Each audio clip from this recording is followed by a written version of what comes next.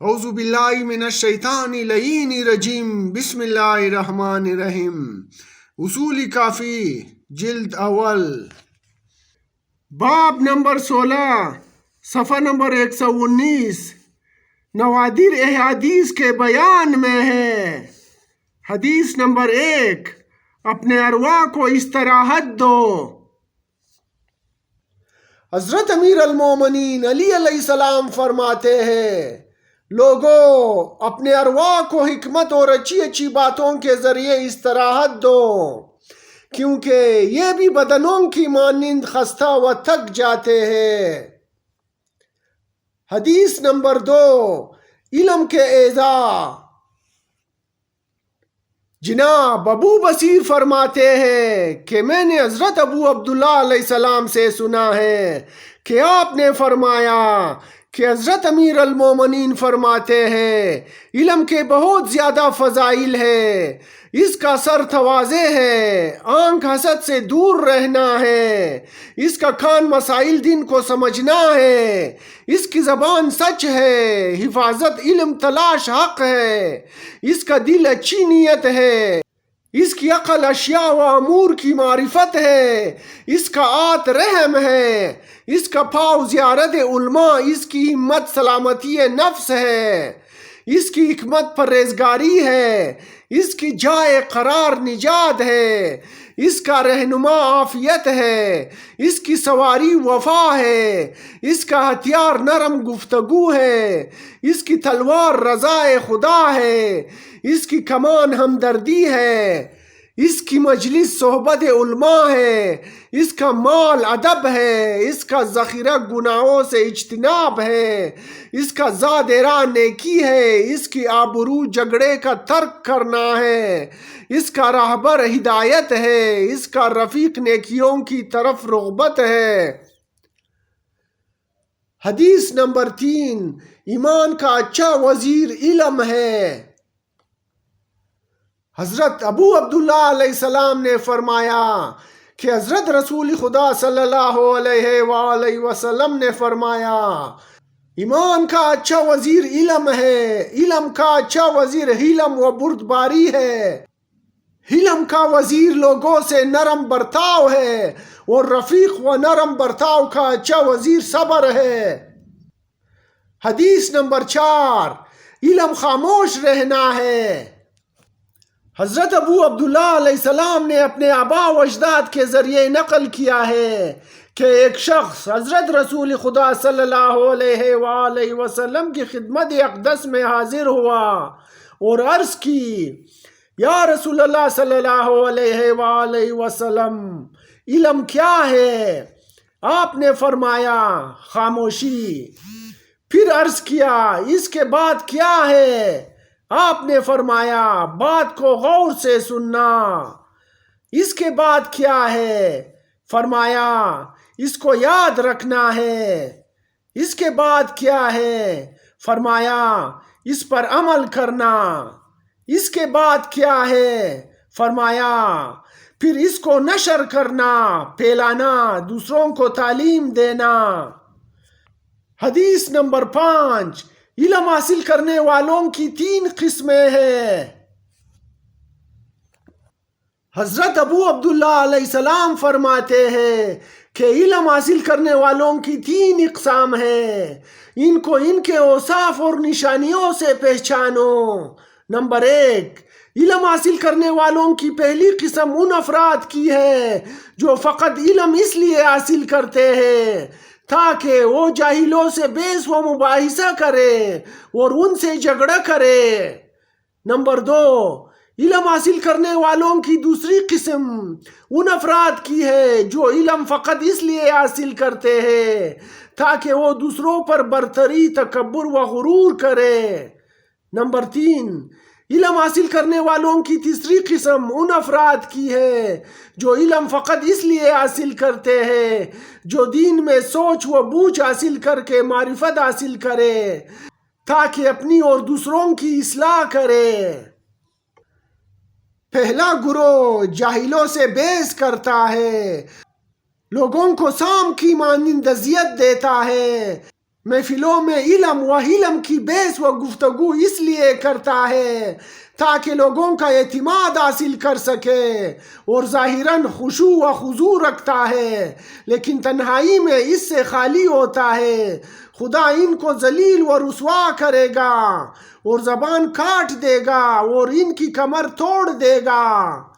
دوسرا گروہ جو بلندی حاصل کرنے اور بحث و مباحثہ کے لیے علم حاصل کرتا ہے، غرور و تکبر کے لیے حاصل کرتے ہیں، یہ دھوکہ باز اور چاپلوس ہوتے ہیں، اپنے جیسوں کے سامنے شوخیاں مارتے ہیں اور لہو و لغو کی باتیں کرتے ہیں، پھر امراء کے سامنے جا کر چاپلوسی کرتے ہیں تاکہ ان سے فوائد حاصل کرے اور ان کے دسترخوان سے لطف اٹھائے۔ یہ وہ لوگ ہیں جو اپنے دین کو برباد کرتے ہیں اور خدا ان کی باتوں پر پردہ ڈال دیتا ہے، یعنی بے اثر کر دیتا ہے، اور اہل علم کے نزدیک ان کی باتیں بے وقت ہو جاتی ہے۔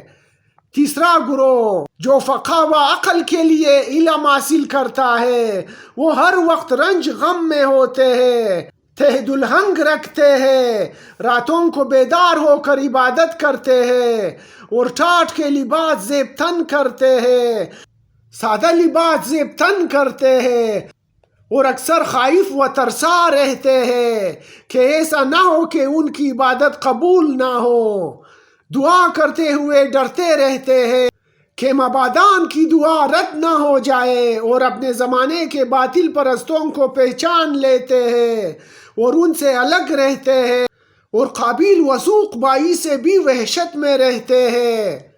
پس خدا ان لوگوں کے ذریعے اپنے دین کے ارکان کو مضبوط کرتا ہے اور ان کو قیامت کے دن عذاب سے امان میں عطا کرے گا۔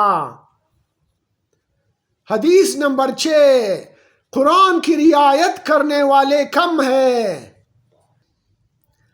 جناب طلحہ بن زید نے بیان کیا ہے کہ میں نے حضرت ابو عبداللہ امام صادق علیہ السلام سے سنا ہے کہ آپ نے فرمایا، قرآن کی روایت کرنے والے بہت زیادہ ہیں، یعنی تلاوت کرنے والے، لیکن قرآن کی رعایت کرنے والے بہت کم ہیں۔ کافی لوگ ایسے ہیں جو حدیث کے خیر خواہ اور اس کو پسند کرتے ہیں، لیکن قرآن کے خائن اور ناپسند کرنے والے ہیں۔ علماء اس لیے پریشان ہے کہ قرآن کی رعایت نہیں کی جا رہی، اور جاہل پریشان ہے کہ اس کی روایت نہیں کی جا رہی۔ علماء حیات و زندگی کے درپے ہے، جبکہ جہال ہلاکت کے درپے ہے۔ جب ان میں اختلاف ہو جائے تو یہ دونوں فریق جدا جدا ہو جاتے ہیں، یعنی جو قرآن کی رعایت کرتے ہیں اس پر عمل کرتے ہیں، اور جو حدیث قرآن کے موافق نہ ہو اسے چھوڑ دیتے ہیں، اور جو حدیث کی رعایت کرتے ہیں وہ حدیث کو ہر حالت میں مقدم رکھتے ہیں، خواہ موافق قرآن ہو یا مخالف قرآن۔ حدیث نمبر 7، جو 40 احادیث کو یاد کرے۔ جناب ابو عبداللہ امام صادق علیہ السلام فرماتے ہیں کہ جو شخص ہماری احادیث میں سے 40 احادیث کو یاد کرے گا، خداوند تعالیٰ اس کو قیامت کے دن عالم فقیہ محشور کرے گا۔ حدیث نمبر 8، انسان کو چاہیے اپنے کھانے کو دیکھے۔ جناب زید اشہام نے حضرت امام محمد باقر علیہ السلام سے خدا کے اس فرمان کے بارے میں سوال کیا جس میں خدا فرماتا ہے، پس انسان کو چاہیے کہ وہ اپنے کھانے کی طرف غور کرے۔ آپ نے فرمایا، تھام سے مراد انسان کا علم ہے، اس کو چاہیے کہ وہ کون سا علم حاصل کر رہا ہے اور کہاں سے حاصل کر رہا ہے۔ حدیث نمبر 9، شعبہ کے وقت رک جانا بہتر ہے۔ جناب سعید الزہری نے حضرت امام محمد باقر علیہ السلام سے نقل کیا ہے، آپ نے فرمایا، شعبہ کے وقت رک جانا اپنے آپ کو ہلاکت میں ڈالنے سے بہتر ہے، اور ایسی روایت جو کاملہ یاد نہ ہو اس کو بیان نہ کرنا ادھوری بیان کرنے سے بہتر ہے۔ حدیث نمبر 10، اہل ذکر سے سوال کرو۔ جناب حمزہ بن طیار نے حضرت ابو عبداللہ علیہ السلام کی خدمت اقدس میں آپ کے والد کے بعض خطبوں کو پیش کیا، اور جب وہ اس مقام پر پہنچا جس میں آپ کے والد نے فرمایا تھا رک جاؤ اور ٹھہر جاؤ اور خاموش ہو جاؤ، اس وقت پھر امام علیہ السلام نے فرمایا وہ امور جو تمہارے سامنے آتے ہیں اور تم ان کے بارے میں نہیں جانتے تو ان میں داخل ہونے سے بہتر ہے کہ رک جاؤ اور عمل نہ کر، خاموش ہو جاؤ اور ان کے بارے میں کوئی بات مت کرو۔ اس وقت تمہارا وظیفہ و فریضہ ہے کہ اپنے ائمہ ہدا کی طرف رجوع کرو تاکہ وہ بیان کرے اس سے کیا مراد لیا گیا ہے، اس کا حکم کیا ہے، اس کا مقصد کیا ہے، اور جو ان میں باطل ان کو رد کرے اور جو حق ہے ان کو تمہارے لیے بیان کرے۔ خدا نے فرمایا اہل ذکر سے سوال کرو اگر تم نہیں جانتے۔ حدیث نمبر 11، لوگوں کے علوم 4 صورتوں میں ہے۔ جناب سفیان بن انیتو نے بیان کیا ہے کہ میں نے حضرت ابو عبداللہ علیہ السلام سے سنا ہے، آپ نے فرمایا میں نے تمام لوگوں کے علوم کو 4 صورتوں میں پایا ہے۔ نمبر 1، وہ ہے جو علم سے اپنے رب کی معرفت حاصل کرتے ہیں۔ نمبر 2، تم یہ معرفت حاصل کرو اس خالق نے تیرے ساتھ کون کون سے احسانات کیے ہیں۔ نمبر 3، تو یہ معرفت حاصل کر کہ وہ تم سے کیا چاہتا ہے۔ نمبر 4، یہ معرفت حاصل کرو کہ وہ کون سی چیزیں ہیں جن کی وجہ سے تو دین سے خارج ہو جائے گا۔ حدیث نمبر 12، اللہ کا حق اپنی مخلوق پر کیا ہے؟ جناب ہشام بن سالم بیان کرتے ہیں کہ میں نے حضرت ابو عبداللہ علیہ السلام کی خدمت اقدس میں عرض کیا اے فرزند رسول، خدا کا اپنی مخلوق پر کیا حق ہے؟ آپ نے فرمایا جو کچھ وہ جانتے ہیں فقط وہ بیان کرے، اور جو کچھ نہیں جانتے اس کے بیان سے اپنی زبان کو روک کر رکھے۔ پس اگر انہوں نے ایسا کیا تو انہوں نے خدا کے حق کو ادا کر دیا۔ حدیث نمبر 13، لوگوں کی منازل کی معرفت حاصل کرو۔ جناب علی بن حنظلہ فرماتے ہیں کہ میں نے حضرت ابو عبداللہ علیہ السلام سے سنا ہے، آپ نے فرمایا لوگوں کی قدر و منزلت ہمارے نزدیک کیا ہے، اس کو جاننے کے لیے یہ دیکھو کہ وہ ہماری احادیث کو بیان و روایت کرنے میں کیسا ہے۔ حدیث نمبر 14، وہ بندہ عقل مند نہیں ہے۔ حضرت امیر المومنین علی علیہ السلام نے اپنے ایک خطبے میں ارشاد فرمایا اے لوگو جان لو کہ وہ بندہ عاقل نہیں ہے جو اپنے بارے میں جھوٹی بات سن کر یا چھوٹی تعریف سن کر خوش ہو جائے اور کہنے والے کی سرزنش نہ کرے، اور جو جاہلوں کی تعریف و ثنا سن کر راضی و خوش ہو جائے وہ حکیم و دانا نہیں ہے۔ فرمایا یہ اپنے نیک کاموں کے فرزند ہے، یعنی ان کی شناخت ان کے اچھے اعمال سے ہوتی ہے۔ ہر انسان کی قدر و منزلت ان کے نیک اعمال کے حساب سے ہے، پس لوگوں سے علمی گفتگو کرو تاکہ تمہاری قدر و منزلت معلوم ہو سکے۔ حدیث نمبر 15، حسن بصری کا برا گمان۔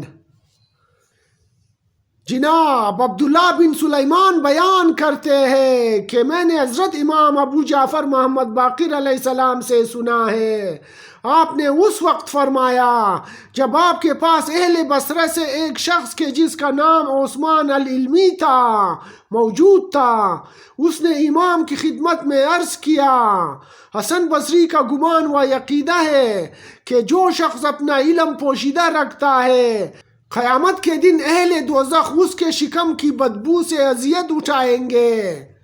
آپ علیہ السلام نے فرمایا اگر ایسے ہی ہے تو پھر مومن آل فرعون کو مارا گیا، اس نے تو حضرت نوح علیہ السلام کی بعثت کے بعد سے ہمیشہ اپنا ایمان پوشیدہ رکھا تھا۔ اور قرآن نے اس فعل کی وجہ سے تعریف فرمائی ہے۔ پھر فرمایا حسن بصری جتنا دل چاہے دائیں بائیں گردش کرتا رہے، اس کو علم اس خاندان آل محمد صلی اللہ علیہ وآلہ وسلم سے ہی ملے گا۔